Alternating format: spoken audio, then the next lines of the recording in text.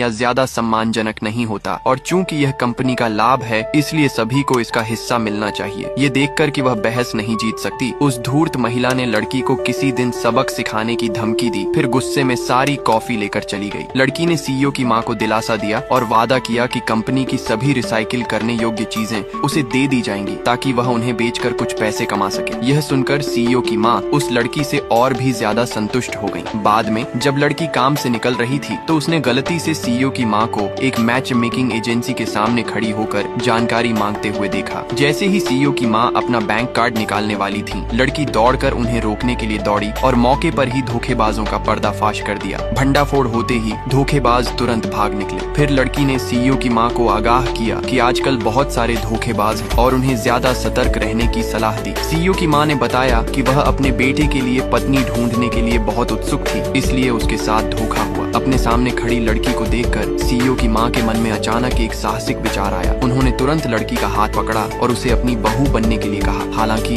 लड़की ने कहा कि वह इस काम के लिए योग्य नहीं है, उसके पास न तो कार है न ही घर, और वह अकेले ही जुड़वा बच्चों की परवरिश कर रही है। सीईओ की माँ के हाव भाव देखकर लड़की को लगा कि उसे आंका जा रहा है, इसलिए उसने उसे एक डेटिंग साइट पर अकाउंट रजिस्टर करने में मदद करने की पेशकश की और वादा किया कि उसे वहाँ जरूर एक अच्छी बहू मिल जाएगी। लेकिन सीईओ की माँ ने कहा कि वह उसे बिल्कुल भी नीची नजर से नहीं देखती, बस उसे उन मुश्किलों का दुख है जो उसने झेली है। इससे सीईओ की माँ का उस लड़की को अपनी बहू बनाने का इरादा और भी मजबूत हो गया। सीईओ की माँ फिर अपने बेटे के ऑफिस गईं और उस पर उस लड़की के साथ डेट पर चलने का जोर दिया। सीईओ के पास अनिच्छा से राजी होने के अलावा कोई चारा नहीं था। उसे क्या पता था कि वह लड़की वही थी जिसे पाने के लिए वह हमेशा से तरस रहा था।